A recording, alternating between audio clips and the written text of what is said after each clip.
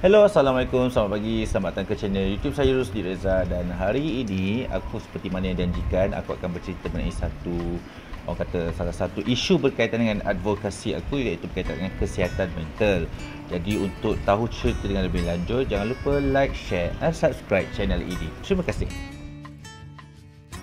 Jadi untuk makluman korang, dalam tempoh 2 minggu yang lepas, aku telah menerima beberapa siri panggilan telefon dan aku juga ada menerima orang kata personal message di Facebook, dan aku ada klien yang sebenarnya mempunyai orang kata pengalaman ataupun masalah dari segi pengambilan ubat ketika beliau ataupun mereka ini yang orang kata menghadapi masalah kesihatan mental.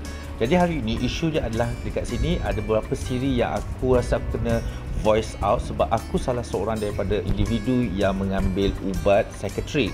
Jadi aku pun mengalami masalah kesihatan mental yang terkawal, yang sedang dimonitor oleh hospital Kajang.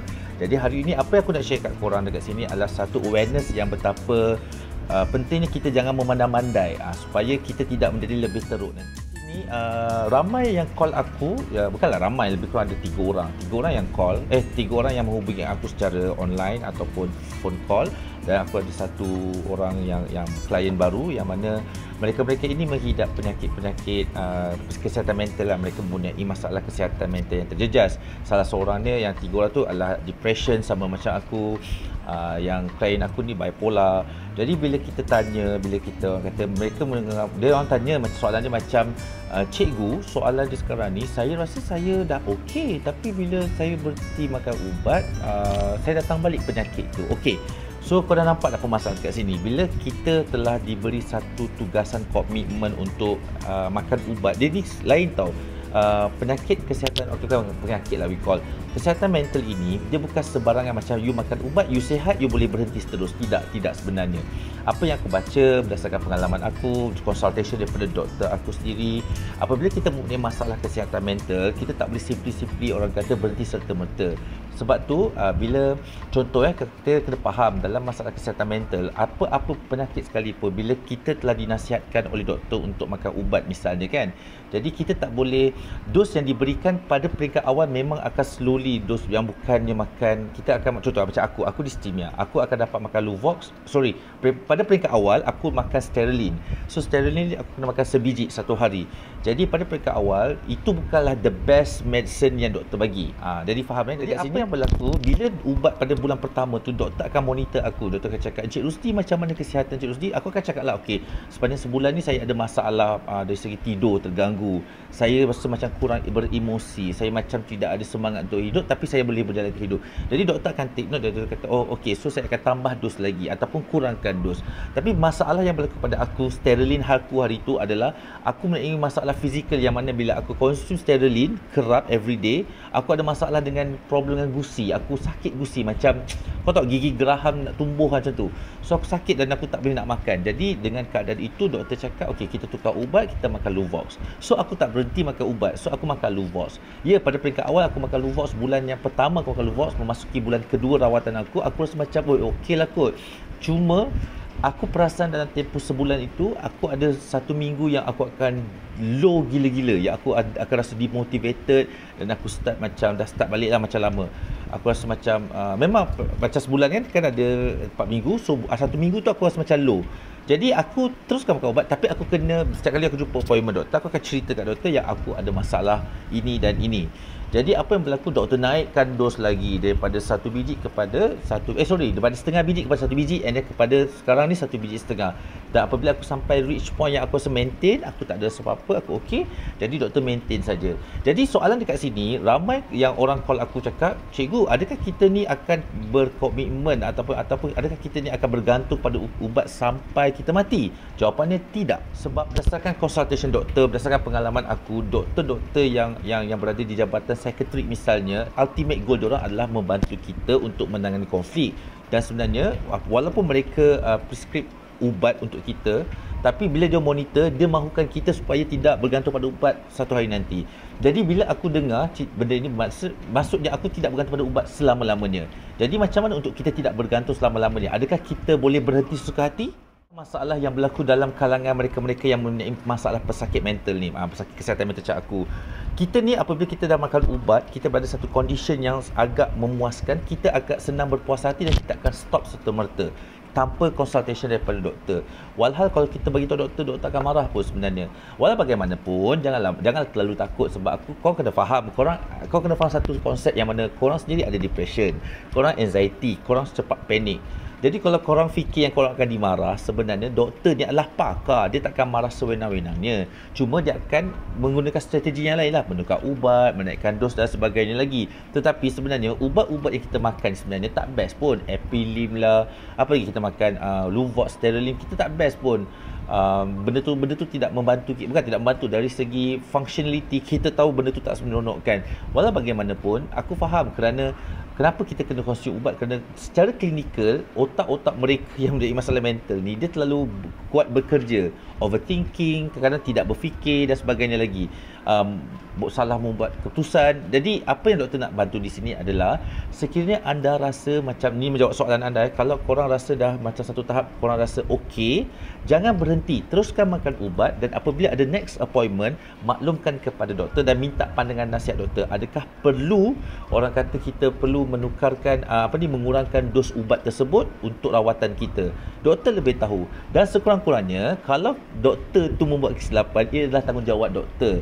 Kalau anda yang buat keputusan untuk orang kata berhenti makan ubat ataupun mengurangkan dos suka hati anda, segala-gala kesalahan, apa-apa orang kata kesan buruk akan dipertanggungjawabkan kepada anda. Jadi dekat sini doktor lebih mengetahui. Jadi sebenarnya kalau ikutkan berdasarkan pembacaan aku dan pemerhatian aku, mereka-mereka yang mempunyai masalah kesihatan mental ini, sekiranya mereka start konsum ubat, kalau mereka berdisiplin menjaga ubat mereka, mereka tahu orang kata mengamalkan budaya hidup yang sihat, sebenarnya mereka ni tak lama pun untuk orang kata berada rawatan, paling kurang pun 2 tahun, 3 tahun. Tapi apabila aku jumpa klien baru ni, aku jumpa dengan orang-orang ni, aku tanya dengan dia orang berapa lama mereka start konsum ubat, mereka dah start 5 tahun. Jadi bila dia cakap 5 tahun tu, aku dah cakap dah, oh maksudnya korang pernah skip makan ubat tak? Pernah berhenti. Jadi itulah masalahnya. Jadi korang kena faham satu hipotesis. Kalau satu teori, bukan hipotesis, satu teori. Kalau korang start berhenti makan ubat, okey, range masa rawatan anda akan bertambah. Semakin anda berhenti serta-merta, semakin lama rawatan anda. Kita tak nak makan ubat selama-lamanya. Jadi kalau tak makan ubat selama-lamanya, tolong berdisiplin dalam pemakanan ubat. Tapi mungkin aku rasa ada orang yang tak setuju dengan kenyataan aku, macam ubat ni kan merosakkan badan, ini dan sebagainya lagi. Tapi korang tak tahu condition korang. Itu dia masalahnya. Doktor lebih tahu, dan doktor ada lesen untuk dipertanggungjawabkan. Bukan aku nak kata kalau apa-apa buruk berlaku kita boleh salahkan doktor, tidak. Tetapi jika apa-apa buruk berlaku, kita ada satu reference yang boleh kita rujuk berbanding dengan kita yang konon-kononnya, ini badan aku tahulah badan aku sihat tak sihat. Sebenarnya korang melenting macam tu pun korang dah tunjuk dah korang tak sihat. Jadi dekat sini aku nak tunjukkan kat sini betapa pentingnya rejim pemakanan ubat-ubatan yang sebenarnya korang tak suka pun. Mentalnya, aku sebenarnya tertarik dengan beberapa siri pembelajaran aku bersama dengan guru-guru aku dengan di NGO Pintas ni, yang mana ramai orang cuba cari punca dan permasalahan kenapa masalah mental ni boleh berlaku. Lebih-lebih lagi ketika era pandemik ini, macam ramai sangat orang sakit kan, betul tak? Ramai sangat orang sakit berbanding orang zaman dulu. Orang zaman dulu cakap macam ayat, contoh for example pak cik ni dulu kan lebih teruk pada kau, tak ada pun nak rasa bunuh diri. Okey, ataupun dia kata generasi sekarang ni lemah sebab senang sangat nak bunuh diri lah, buat kerja bukan-bukan, ambil dadah lah sebagainya lagi. Okey, mungkin ada kebenaran dari segi orang kata dakwaan tersebut, tetapi walau bagaimanapun cabaran hari ini tidak sama seperti cabaran satu ketika dahulu. Apabila kita membincangkan isu-isu mental, orang akan cakap macam kau stres, kenapa sampai macam teruk sangat kan? Jadi orang tidak berada dalam kondisi kita. Permasalahan sekarang ni, okay, aku bukan ustaz, tapi aku ingin berkongsikan pembelajaran aku, apa yang aku belajar dengan ustaz. Orang yang sakit mental ini adalah orang yang terlalu memikirkan hal orang berbanding dengan hal diri dia sendiri. Sebagai contoh, kita kena merujuk kepada permasalahan yang macam ni. Contohnya bila aku jumpa orang kan dia macam ni. Contoh, kalau aku jumpa orang tu, kebanyakan orang-orang ada PHIV akan memiliki masalah anxiety, depression dan stres misalnya. Mereka selalu cakap macam ni, okey, saya sebenarnya ada HIV ni sebab dulu ada orang buat aku macam ni. Faham? Jadi ada benda yang lain juga, kalau masalah mental yang lain juga, dia rasa macam dulu, zaman masa saya membesar dulu, mak ayah saya buat saya macam ini. Okey, ataupun dulu masa saya, kalau perempuan misalnya, saya menjadi tertekan sebab suami saya menjadi macam ni. Betul apa yang korang hadapi itu, tetapi jarang sekali okey kita bercakap macam aku jadi macam ni disebabkan dulu kita terlalu fikirkan hal orang. Jadi dalam Al-Quran pun sebenarnya ada banyak surah, ada banyak hadis yang merujuk kepada orang yang beruntung adalah orang yang melihat konflik dirinya, bukan konflik orang lain. Jadi itulah aku nak share dekat korang kat sini. Bila kita terlalu memikirkan perihal orang lain, jadi sebenarnya kita akan, orang kata, dibelenggu, dan kita akan create satu permasalahan, sehingga kan itulah yang orang cakap, benda ini pun kau nak berkira. Itu yang masalah utama yang berlaku dalam kalangan pesakit-pesakit mental. Sebagai contoh lain juga, macam kes macam aku admit lah, macam kes aku dulu, kenapa aku sekarang lebih tenang, sebab satu ketika dahulu apabila sebab aku sakit yang aku dapat ni adalah ketika aku mendapat rawatan di pusat pemulihan. Jadi ketika itu aku sibuk dengan hal orang. Aku sibuk bantu hal orang tanpa aku memikirkan keadaan aku, kesihatan aku dan keutamaan yang aku. Jadi apabila aku fikirkan contoh, aku tolong orang sebab aku nak mak ayah aku tengok aku sihat. Nampak? Aku nak orang tengok. Aku buat YouTube dulu sebab aku nak orang tengok. Aku nak orang. Aku bukan nak aku tengok. Jadi bila pada hari ini aku duduk dengan NGO baru, aku banyak membetulkan diri aku balik, melihat bahawa sebenarnya aku tak perlukan pengiktirafan, pemahaman orang. Okey, aku hanya perlukan diri aku untuk faham diri aku. Macam sekarang ini, aku sangat addicted dengan aku punya style video dan sebagainya lagi. Dan aku pun sekarang ni bila betulkan diri, macam aku tak perlu buktikan kepada sesiapa yang aku buat video ini adalah untuk membantu orang. Sebab kalau niat aku ikhlas, aku akan mendapat kebahagiaan yang aku rasa aku tak pernah dapat. Alhamdulillah, semenjak aku berada dengan NGO baru ni, aku rasa aku lebih tenang, aku lebih, orang kata, hidup aku lebih berisi, kerana aku rasa aku lebih pentingkan kesihatan aku lebih pentingkan keadaan aku, dan aku lebih pentingkan fikiran aku. Aku dah tak peduli dah apa mak ayah aku nak fikir, aku dah tak peduli apa orang luar nak fikir. Yang penting aku buat baik. Sebab seperti mana sebelum ini aku pernah cakap, bila kita membuat baik, kita akan magnetize perkara-perkara baik yang datang. Jadi Alhamdulillah, lately ni emosi aku sangat stabil. Walaupun ubat aku pun, aku masih bergantung pada ubat, tapi aku percaya yang ubat ini akan aku tidak rely forever. Terus juga panggilan telefon yang baru-baru ini pun, seorang puan, seorang isteri yang mana dia call aku, dia cakap dia bermula masalah depression dia adalah ketika waktu pandemik ni. Dari keadaan pandemik ni macam-macam berlaku. Dia terkurung, suami dia bekerja dan dia ada ahli keluarga dia meninggal dunia, dan dia rasa tanggungjawab tu, orang kata, dan dia mula, orang kata, dia berhijrah duduk di satu tempat yang dia fikir bukan-bukan. Jadi apa yang berlaku, dia sudah develop, okey, dia fikirkan orang, dia fikirkan tempat ni tak elok, dia fikirkan lelaki dia akan tinggalkan dia fikir ahli keluarga dia sudah meninggal dunia, dia rasa ditinggalkan disebabkan orang. Disebabkan orang. Jadi disebabkan perkara itu, dia telah self-develop something. Bagi aku, untuk pandemik ini, benda itu aku tak boleh salahkan. Bagi aku, ramai orang terkesan dengan masalah ini. Cuma permasalahannya adalah kita membiarkan isu itu membelenggu kita pada certain period. Engkau berhak rasa takut, engkau berhak rasa sedih, tetapi engkau tidak berhak untuk, orang kata, memelihara perasaan itu dengan terlalu lama. Kerana dikhawatiri apabila engkau hold perasaan itu, engkau akan, orang kata apa, engkau akan create satu perasaan sehingga memudaratkan. Contohnya, engkau terlalu sedih sehingga engkau mula berhalusinasi, engkau mula berdesolusi, engkau mula murung, dan itulah yang membuatkan penyakit-penyakit mental mula muncul. Dalam keadaan sekarang pandemik ni, ramai kena buang kerja, ramai kematian ahli keluarga, ramai yang tertekan kan.